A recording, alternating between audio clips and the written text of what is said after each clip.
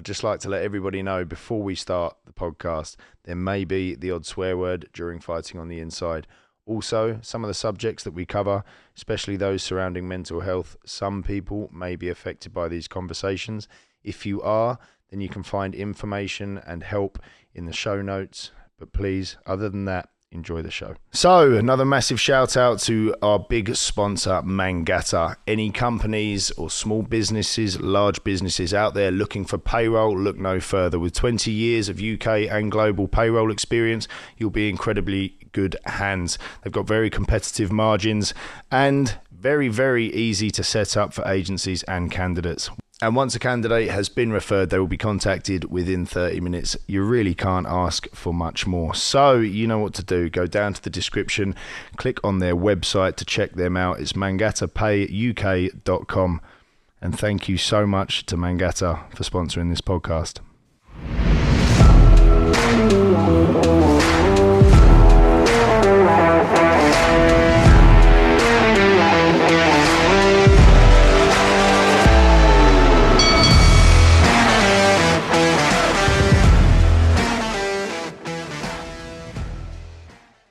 Hello everybody and welcome back to another episode of Fighting on the Inside. As always, I need to say a massive thank you to our sponsors, Mangata, Real Power of One and Wow Hydrate. Without these guys, we couldn't be doing what we're doing. And as you know, this podcast is all in aid of anti-knife crime charity, Gloves Up, Knives Down. So today on the show with myself and Johnny is Cheavon Clarke. So Chev, massively decorated amateur, now moving into the pro ranks. How you doing, Chev? Who was he just talking about? You're going to introduce me? I'm very well, thank you. Thank you for having me here. Yeah, it's been a good day. I've been training and coming to see you guys now. How many fights are you now? 3. So, was you born in Jamaica or born in the UK? I was born in Jamaica. I moved to the UK when I was 11. 11 years old. Mm-hmm. And were your parents here before that, or did you box in Jamaica? No, you didn't box in Jamaica. No, boxing. The most I had boxing in Jamaica was, I think I remember my granddad watching Mike Tyson Holyfield in like 96 or 97, if I'm right. Don't quote me on that. But yeah, I just remember all the Jamaicans like, yo, Tyson, that's not bad boy. Yeah, that's the only boxing. So you weren't even interested in boxing then? No. That's interesting. Quite late starter then in terms of... Yeah, so what got you into it? What was it that made you... I'm a passionate footballer. I was even a more passionate footballer growing up. Again, I started organised sports late because in Jamaica, like, you have organised sports, but where I was, it wasn't that. You know what I mean? So, what part of Jamaica was you? Montego Bay side. Oh, I went on holiday. So yeah, coming to England and like, I can go play football on the weekend. I was rubbish at football when I started, but I started in a coach called Alan Denning, and he used to do some work with Charlton. Started at right back, and he coached me, and I was just addicted to it, just practicing. And I got to a good level. I was playing at like a decent level. And I went to the boxing gym one day to get fit for football. And the coach was like, I left something in the gym. And he shouted at me at the end. And he goes, you're good, you are. Could be a world champion. I was a young kid. I think this guy's lost it. He really lost it, him. But I just loved his attitude, his energy. And I was like, it was hard, but I'm going back. And then, yeah, just went from there. And that was it. That's all she wrote. Yeah. What did your family think about you doing it, taking up boxing? I don't talk to them about it. It's mad, isn't it? Really? I don't. Not even after fights and stuff, after your pro fight, you don't even discuss it? That's kind of nice, though, isn't it, though? Because it's like 2 separate lives. You're still Chev at home. Yeah. Or whatever your house name is. We've all got one. We've all had one. But when you're out in the gym, you do your thing in the gym. Yeah, it's mad. I don't think my mum, well, she definitely don't like me boxing. I don't think so. But I've banned her from coming to any fights anyway. Because trust me, my mum will knock a man out. So I banned her from fights. Cause it's weird why I banned her, because she never used to come. And she couldn't come because she had to work and look after my sister. So then I was like, you weren't there in the beginning, and I'm pretty sure you ain't going to like it, so you're banned anyway. But her church friends come. I was like thinking you'd ban your mum for her own protection, not everyone else's. The reason why I say it is because when I boxed, my mum didn't know I boxed. Okay. She thought I used to go and do dance competitions. Yeah. She thought I was dancing. What happened when you got black hearts? You know what? He's making shit up and you got him. I swear. But I'd get home and she'd think I was in dancing competitions. I got ballet kicked in the face. I got away with it for quite a while actually, but you don't want your family. You either do want your family there, or don't want your family there. Yeah, it was quite weird because my mum, like from a young age, I was able to do what I want in terms of my mum told me the rules. So like growing up in Jamaica, we was a well-known family, so I was able to travel on my own from like 6 years old. So I had to go like from Cambridge to Montego Bay, 6 years old, no problem. Wait, but back up. What do you mean travel on your own? Yeah, like get a taxi, boom. I got Montego Bay. Yeah, by yourself. By myself. So they were I comfortable swear. with your safety. That's what. Yeah. Well, I was cool. At 6. At 6. What? And then like going to school. So I came here at 11. Like when I got to like big school, not secondary school, like primary school. I used to travel about 15 miles on my own every morning to go to primary school. I used to run to get the taxi. I remember one morning, I'll never forget, I was late, bro. And this taxi there's only one taxi, you know. And I was late, man. I had to chase this taxi, bro. And the taxi took the long way and there's like a shortcut through the common. I bolted through the common, but yeah. As I said, we was well respected. We're cool.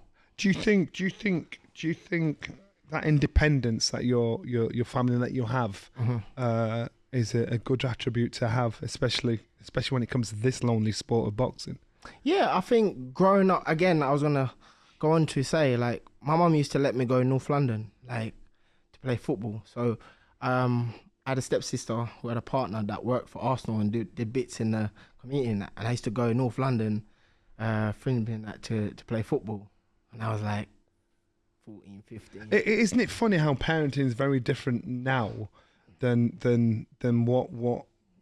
what you're saying? I recognise that. Yeah. But oh mate, you wouldn't let your kids. What you saying? Letting your 14-year-old go up to North London on their own, or even letting like your kid go to primary school? Jump in a cab. We used to walk to school. We used to walk to school all the time. I can't stand it in my town now because I'm driving around. If it's anywhere near the school run, no kid walks to school. Every single street is blocked up with cars, and you can't get in. Why is that? Now? Is it? The world ain't more dangerous now. I'm guessing, like what you were saying about them feelings. Was it fairly? What was Jamaica like then? Was it not? Should you? Jamaica was cool, man. So it weren't dangerous or nothing like that. It was just. Listen, it's like here. It's like anywhere. There's bad parts, and if you're associated with certain people, you'll get that. Like, I had family in Kingston. We'd go Kingston, no problem. Got family in Portmore. Got family in Spanish Town. I had family that live in like one of the toughest parts of Montego Bay. No problem. You go there, you go about your business. But if you're associated with certain things, of course. Do you know what I mean? It's like if you go certain areas in Peckham back in the day or Brixton, and you're associated with certain things, you'll have trouble. Was it a big shock for you coming over here to the UK? It was cold. I'll never forget it. Come out of that airport, Gatwick Airport, and I had a packet of cheese and onion crisps, and I was like, it was mad cold. Right, guys, another massive shout out to one of our sponsors. Now, I know if you're a boxing fan, you have definitely seen Wow Hydrate knocking around. These guys do an incredible range of health drinks to prop up your sporting ventures. You have the electrolyte mix in multiple different flavours to help with rehydration, and also your protein mix, which contains collagen, which will help for recovery. Now, listen, if the likes of Tyson Fury is drinking these things, then it must be a pretty good drink. But don't take it from Tyson, take it from me. Go down into the description, click wowhydrate.com and check them out and buy some for yourself. Keep going with that training with Wow Hydrate, and thanks so much to Wow Hydrate for sponsoring this podcast. So boxing wise, why boxing?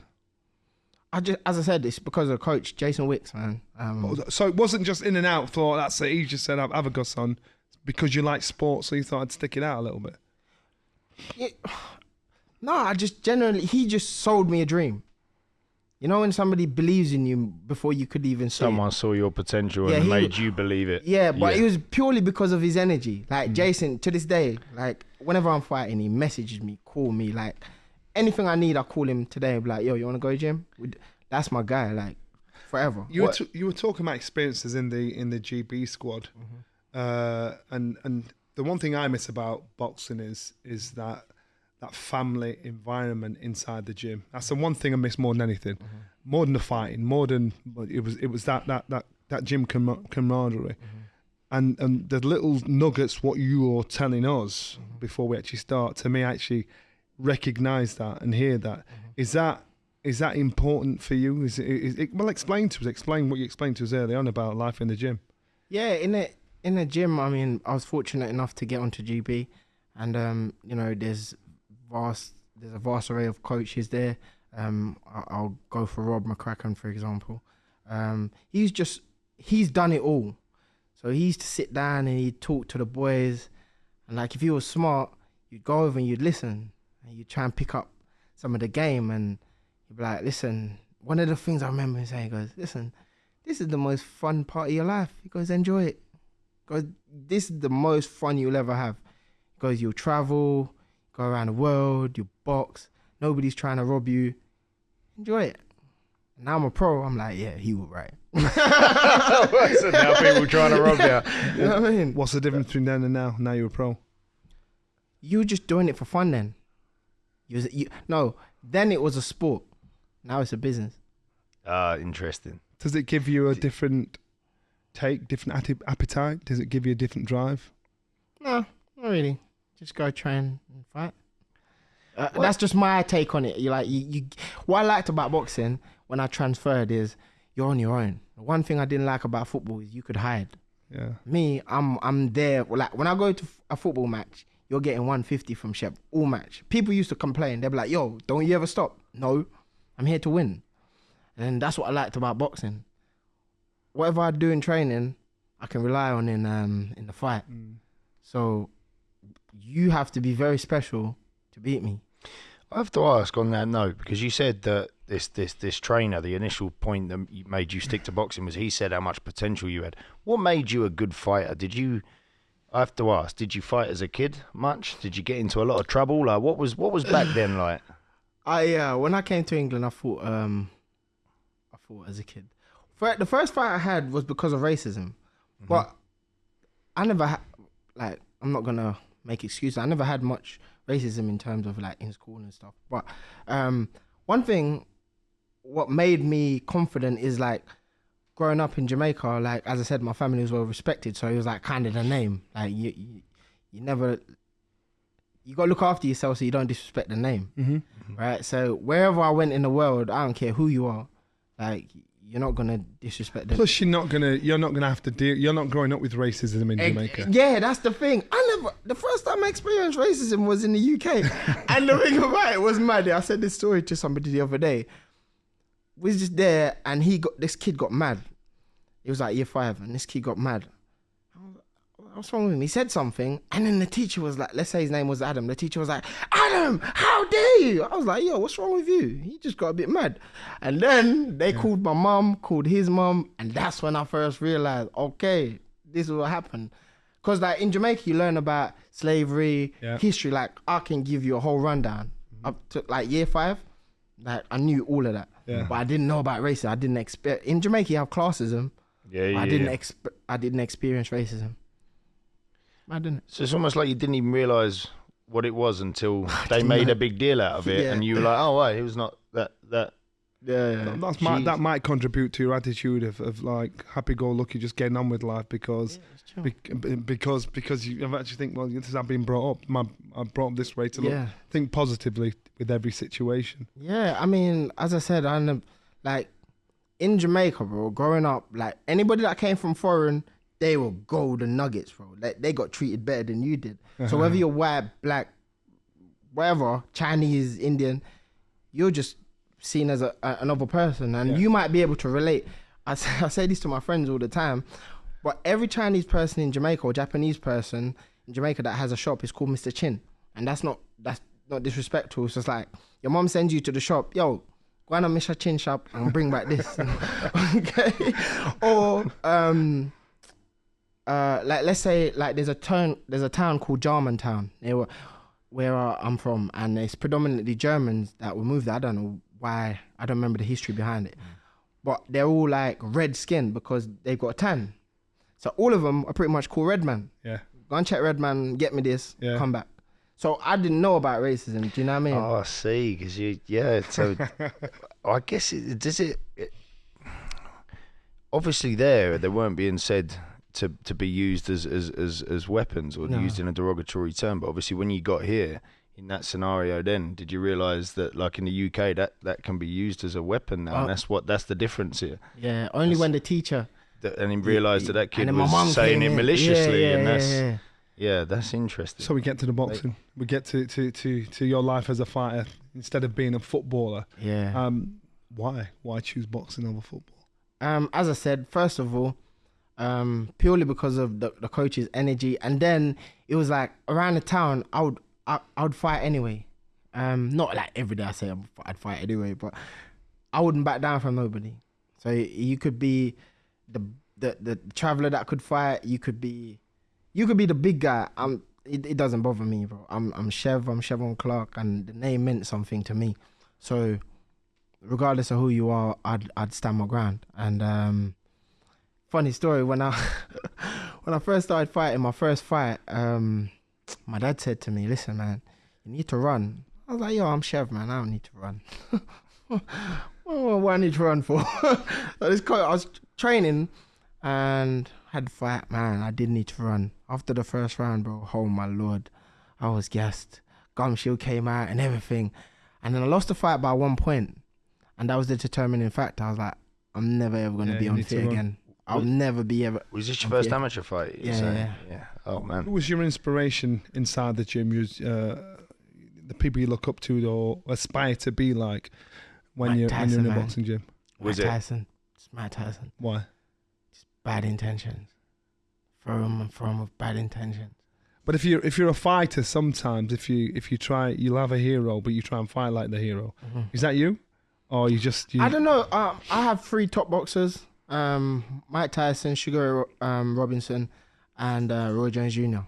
And I tried to take a little bit different, a little bit from each of them. I don't know if people see it when I fight, but I can't never beat any of them. But I can take a little bit from. And what about guys you work with in the gym? You said sometimes AJ's there. Fraser's there, you know, in when he was in the England squad. Was that beneficial to you just to see how they operate?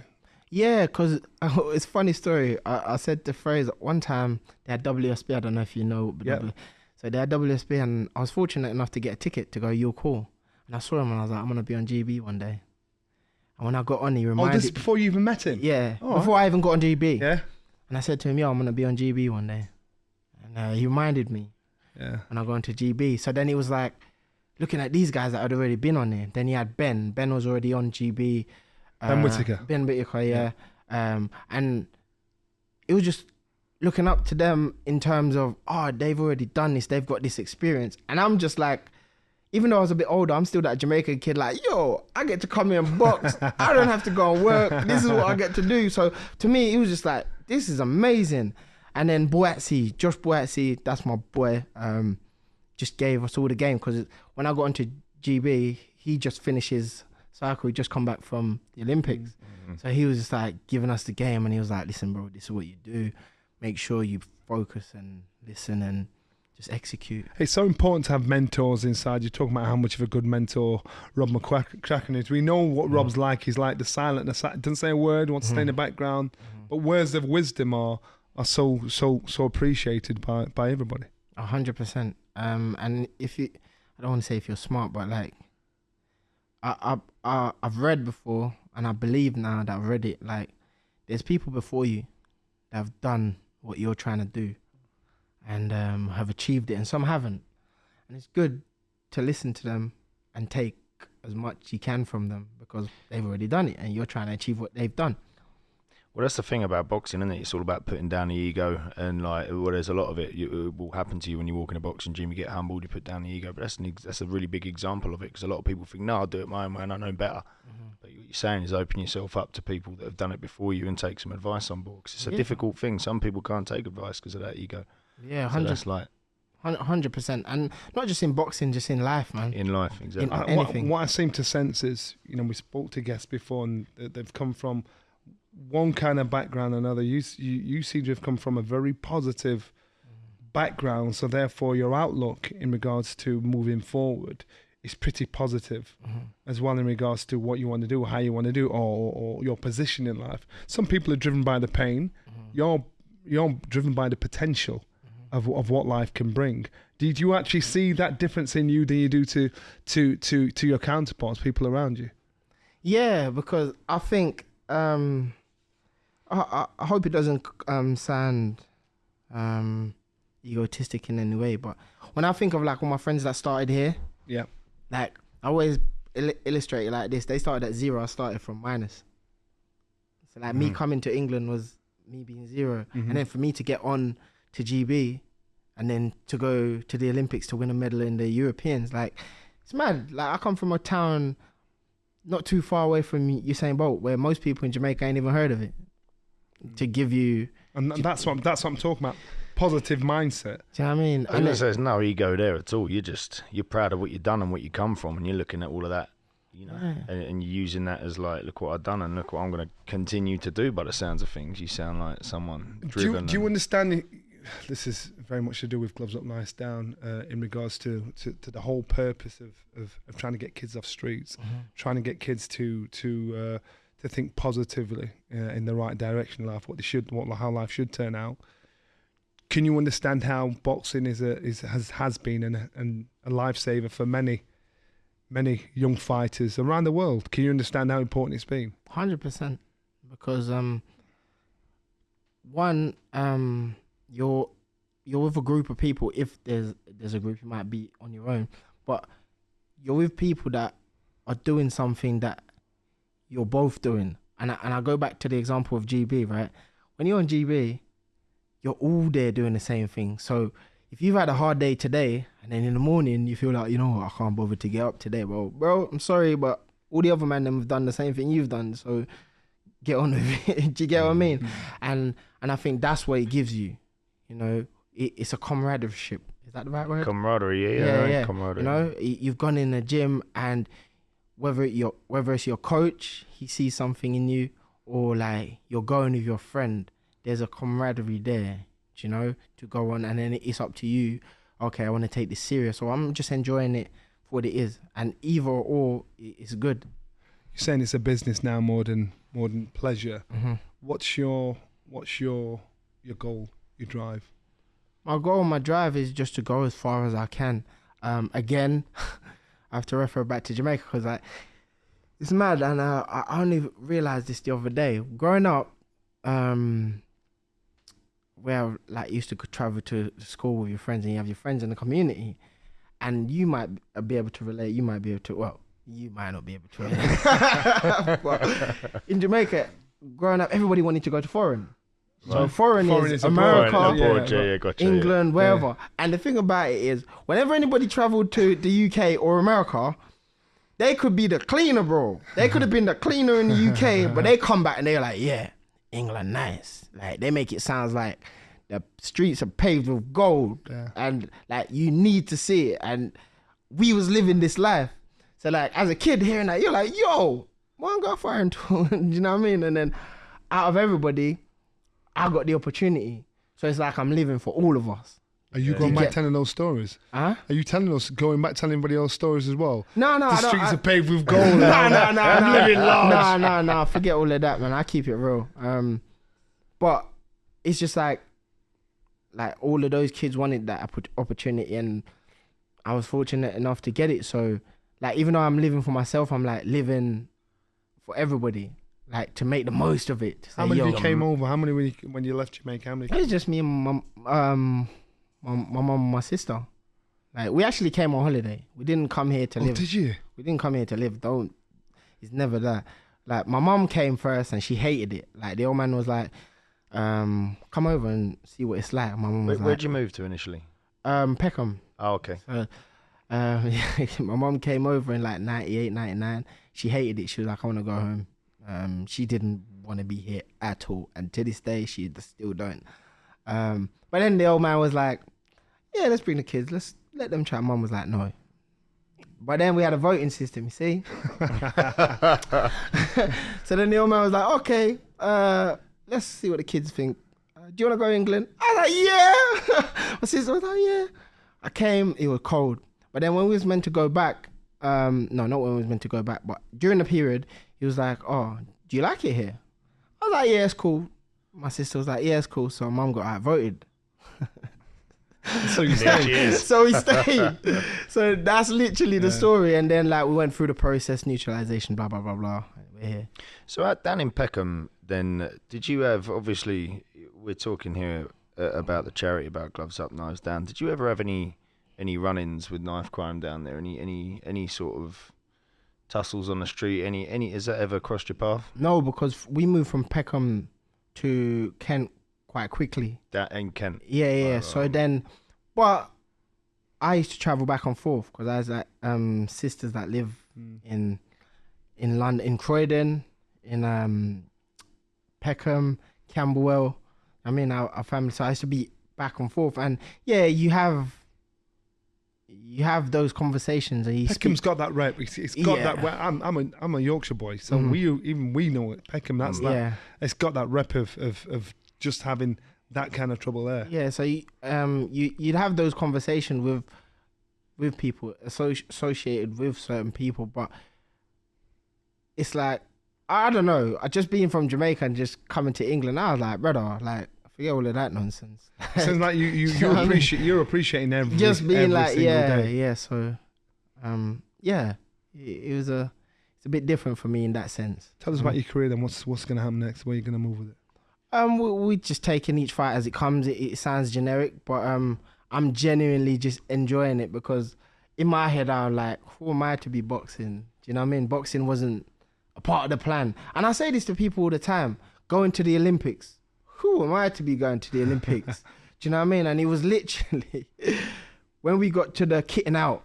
No, it was the European. I got selected for the European Games, and we went to kitting out. And Galal was like, Chev, he goes, bro, when you go to the Olympic kitting out, it is different. You get personal shopper, blah, blah, blah. I was like, you get all of that? I'm going to the Olympics. And that was it from there. So in 2014, you represented Jamaica in the Commonwealth, and then you switched allegiance, then you represent the UK in the Europeans. Yeah. So, and every day, what I love about the energy from you is that you appreciate every single thing that most of us would take for granted. Yeah, man, because as I said, I know I've been living here for so long, but I just think, like my grandparents, right, for example, like my granddad wasn't educated, bro. My granddad, somehow managed to amount a whole load of land in Jamaica and had all this stuff, and he wasn't educated. But he had a farm and people worked for him. And my grandmother, she was like a don. She went to America to live, and we was actually meant to go to America because we had all the system, everything set up and papers set up. But yeah, it didn't work out. But it's just looking back and think those people worked so hard. They didn't have none of the opportunities that I have, and they managed to get all of those things. Like, bro, like I'm sitting in heaven, really. I don't want to say what the success means to you, but it seems like every day's a winner. I was going to say, yeah. Sounds like you're grateful for every day, yeah. I am, but I'm also human. And I think, like, when I have certain friends, I think, yo, they have those things, man. I need that.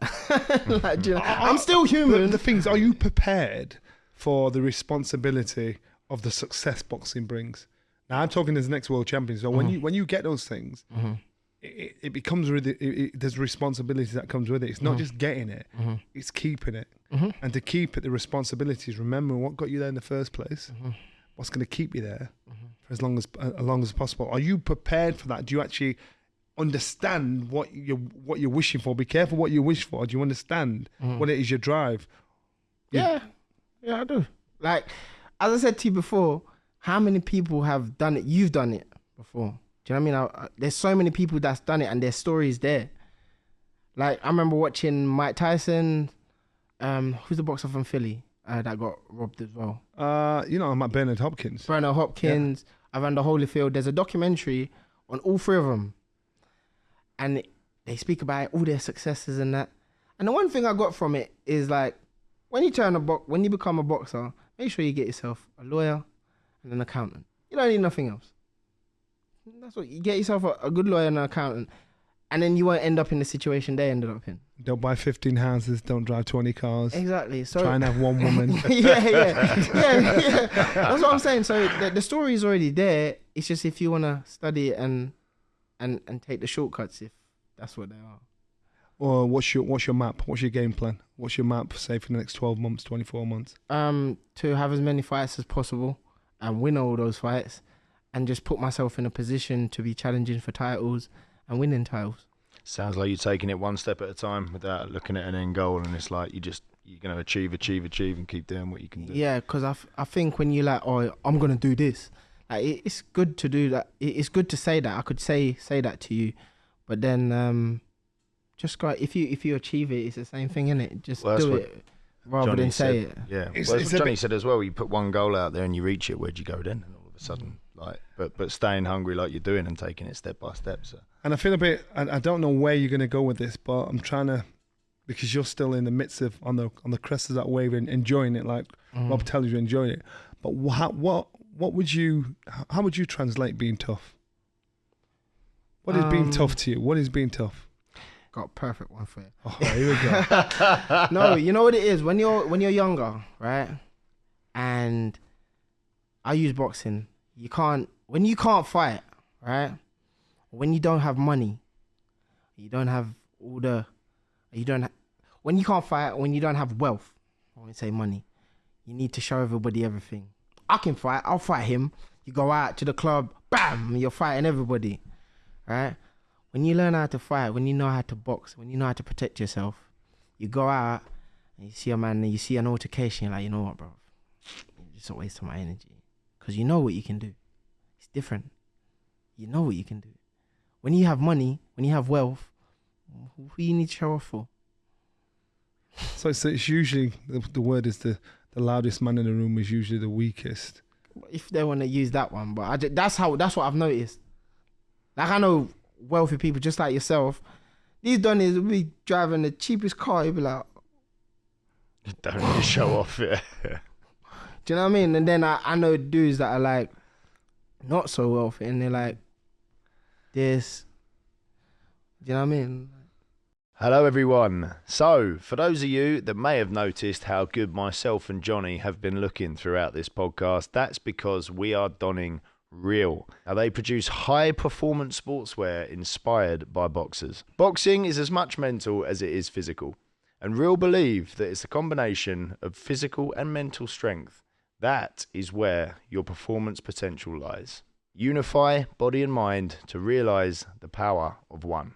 Real fights for enhanced mental well-being. So whether you're a seasoned boxer or new to the sport, Real will empower you to test your limits. You can find them on Facebook and Instagram at Real Power of One, and you can find their store and their newsletter over on realpowerofone.com. And take it from me, this genuinely is some of the most comfortable and high quality sportswear that I have ever worn. So it's realpowerofone.com for sportswear inspired by boxers.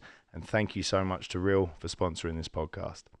Do you think there's an element of then? I want to tie this back in because obviously I think a big part of these lads that are out on the street that can really benefit from something like boxing is, like you're saying, it's because usually they have a side of them that feels like they need to prove something. It's why they get in fights, why they get into trouble, and it's why that can perpetuate for some people. But what a boxing gym can do is teach you exactly what fighting is and if you can fight. And that moment when you get humbled in there and you realise, shit, this is tough. But then you box and you learn how to fight. All of a sudden you stop wanting to fight outside the gym, don't you? Yeah. And that's a mad transition, but it just goes to show exactly what you've just said there. whether it be wealth or whether it be sort of, toughness, because Mm-hmm. there's a lot of blokes, those two things they show off about. Once you get it, you don't show off. And like these sort of kids outside that are trying to prove themselves and think they got something to prove, go and learn that you don't. Like, and that can really teach you that you got nothing to prove. Like, I think it's a powerful thing that this sport can do. What would you do if you didn't box? I You're 31 years old now. What would you do if you didn't box? I genuinely ask myself that all the time because I was a lorry driver, right? Between 2014 and 2016, I was a lorry driver. But I have a lot of friends that own their own businesses. So whether they'll be an accountant or whether they're, I don't know, a plumber, but they own their own business, and I think that is amazing. Or I've got friends that's gone uni. I think, yo, I couldn't go uni. Do you know what I mean? I genuinely ask myself that all the time. What would I do if I were boxing? He's thinking he's young enough to not have to worry about what he's going to do, which actually is refreshing. The energy is refreshing. Yeah, mate, you're ball of positivity, mate. I've never, it really is infectious. But yeah, it's something different. Yeah, then without a doubt. You need to pass that on to the youngsters coming through the gym as well. Regardless who I speak to or deal with, I'm the same person in it. So, So I just as a fan here, Chev. Yeah. Right. There's a big cruiserweight division. You're in a big division there. Who in the favorite cruiserweight of all time? I had to ask that. You're kind of sitting on the other side of me. I don't know. Cruiserweights. I'd say Evander Holyfield. He's right. Who's your favourite cruiserweight of all time, Johnny? Apart from me. Yeah, well, no, we know the obvious. I'd say Evander too. Would you say I think Evander? Evander, his work ethic, the way he fought, his fitness, his style, his self-belief to the last second of the last round. He still thought he could win even if he'd be behind. Everything about that man, to me, I thought, that's a fighter through and through. What about current? Who do you think's the leader of the cruiserweights in terms of all the guys out there now? Like, who'd you? Chef Clarke, that's it. Who's you gonna? How about? Let me rephrase this. Who out there would you see as your toughest fight at this stage? I don't know, man. Who would you least like to? I know you'd probably say you'd like to fight them all. Obviously, you will. You're a fighter, but who do you believe? To be honest, tough let night, me be honest. I don't watch no cruiserweight. Do you know? I just love his your outlook on his life, isn't it? It's just like smile for everything, Well, get there, do it. Like, why am I watching? I hope you don't sound arrogant, but why am I watching everybody? I might not have to fight everybody. yeah, You concentrate on you. Focus on me. When I was coming into boxing, I just heard Costamodo said to Mike Tyson, "Focus on you. Focus on you and everybody else. Don't worry about how to beat the other person. You focus on your fight. You bring your fight. They'll have to worry about You do cruiserweight easy? Yeah. Yeah. It's the same way. Could you do light heavy? No, no chance. Really? No well, it's chance. even lighter in the pros, isn't it? Yeah, than the amateurs. So in the amateurs, it's like 81. Yeah. I think they've changed it to 80 now. Yeah. But The pros is 12.7. 12.7, 12.8. Yeah, no chance. No chance. What do you walk around at? Probably like 93. Oh dear. Yeah. That's not bad at all. Yeah. So that's what I'm saying. It's the same as the amateurs, pretty much. Have you sparred with the big boys? Yeah. Coley, Reakpo. Yeah, all of them. And how did you find them? It's What's your read on them? Good. If they fought each other? I don't know. I don't focus on other people. I focus on Chev. But no, it's good. It's a great time for cruiserweight boxing and the British boxing overall. I think that the fans will be treated, and yeah, it's great to be involved. It's a good array. Isaac Chamberlain, Chris Billam-Smith, Vidal Riley, good fighters, well coming through. So again, it's a good mix to be in. I think being in the division, as long as you've got a dance partner, as in opponents there, your division will always stay exciting. But if you haven't, when I was in, there wasn't as many cruiserweights around, so it wasn't really a glamorous division. Now, you guys are proper units. Stacked division. That's great. How about this one then? Pound for pound number one for you. A lot of people hate that that question, but I have to ask. And it's personal preference, so you don't have to worry about. Oh yeah, forget about the list out there that you see in the papers and that. Man, I don't know. That's a hard question for me. It's a bit of a weird one, really, because what does it even mean? I understand that yeah, it means through I'm every with you weight on and that, but then there's Yeah. so many different factors that play in that make it. Pound for pound. I guess it's not dissimilar. Man, saying I'm who's just your gonna favourite. go for who I like. I Yeah, can't give you a it's pat. kind of that question. Isn't it? Who's your I favourite? genuinely like Canelo and Errol Spence. Spence. Yeah. I like them too. Is it? Do you understand now being a fighter today? It's not just been about being able to fight. Mm-hmm. You've got to be the whole package. It's like having a sales pack. You've got to be able to. You've got to have character. You've got to have attitude. You've got to be able to fight as well. Oh, You trying to say I don't have none of no, that? I'm asking you. I'm asking. You know what I mean? Because he was listening. I mean, it sounded to me. What are you trying to say? That's what I'm saying. And what usually happens is you see fighters once they get in front of a camera, they'll freeze. I tell you, who comes across bad, but he's actually really intelligent, really sharp, really smart, really funny. Joe Joyce. When the camera's there in front of him, he's like he's really disinterested. He's very like no big deal, but he's actually shy. but he's not shy. He's not. No, He's no, not shy He's at just all. there to do business, John. Yeah, that's what I'm saying, and that's Fucking what. does the But business, actually, doesn't that's what's attractive about him because you think, God, this kid doesn't know what's going on. But he actually, he's a very clever young man. Yeah. But that works for him. But not everybody can be Joe Joyce, so now you've got to be you. I mean, another person that don't really like the cameras and that is Galal Yafai. But Galal, mark my words, will be right at the top. He is that good. Unreal fire. Galal Yafai. He don't like the camera. He just does what he needs to do. But believe me, that kid. Fight for fun.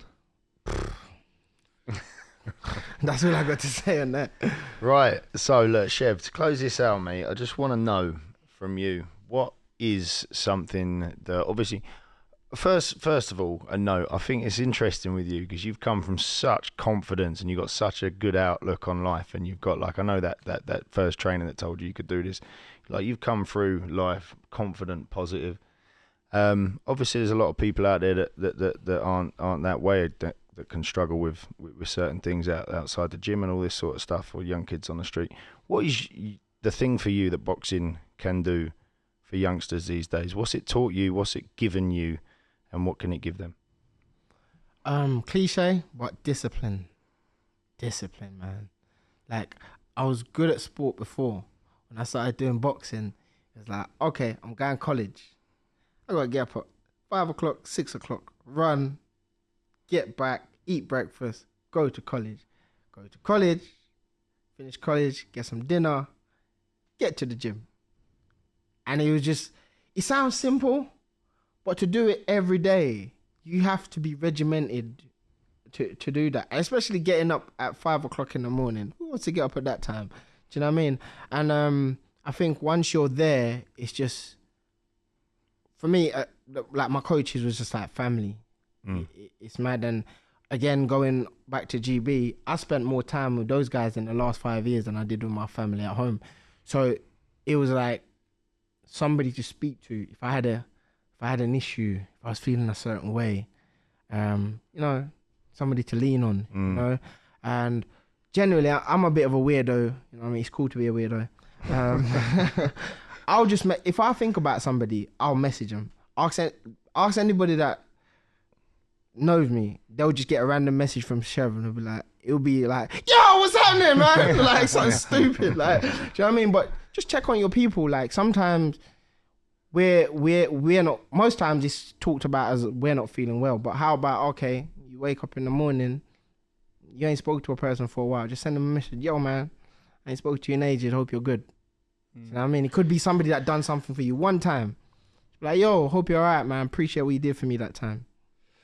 So in the gym, it gave you not only the discipline, the family vibe, the camaraderie, as you explained, which obviously all massively important things for people to be able to have access to. Yeah.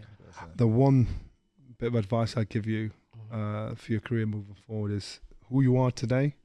Be that person tomorrow. That Keep attitude, that carefree, loving life attitude. Keep it because when you get up there to the top, if you've got that, I'm telling you, you'll go far. You'll go so far and you'll inspire so many people.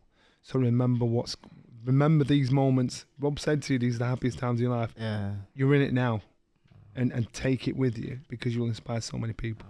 I appreciate that. And Mate. Skepta, sorry, I've got a song for everything, right? Skepta, there's a song, right? There's a song that Skepta said. He goes, the nurse that brought me will still recognize me when I'm 40. And I like to live by that. I like that. You know what I mean? Sick. Good luck for the future. Thank you very much, guys. Chev, I can't wait to watch you fight again, mate. Appreciate Honestly, having me, man. really enjoyed that. And thanks so much to everybody out there for listening to another episode of Fighting on the Inside. As always, massive thanks to our sponsors. And this is all in aid of Gloves Up, Knives Down, anti-knife crime charity. And we will, actually, before we will see you next week, we're going to get Chev over here to give our punch machine a whack and see if he can break the high score, which is proving pretty tough to beat, even Guys, for Johnny Nelson. I don't think my insurance would be happy. Well, look, the good part about this, to see if he did or didn't do it, insurance people, you're going to go and have to check out our YouTube or our social media. Please, wherever you listen to your podcasts, like and subscribe. Give us a comment and let us know what you think, and we'll see you all next week.